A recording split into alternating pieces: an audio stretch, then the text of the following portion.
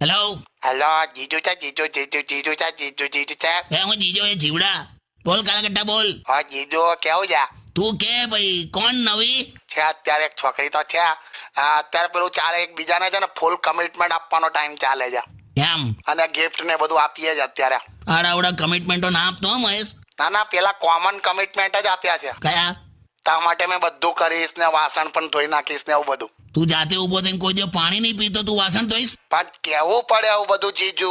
બોલ બીજું. હવે અત્યારે પેલી ટેડી બેર માંગે છે. ટેડી બેર, બસ આ જ ફરક હોય છે ગર્લફ્રેન્ડમાં અને પત્નીમાં. કમ ગર્લફ્રેન્ડ પોતાના બોયફ્રેન્ડ પાસેથી ટેડી બેર માંગે હા અને પત્ની પોતાના પતિને ખવડાવી પીવડે ને ટેડી બેર જેવું કરી નાખે.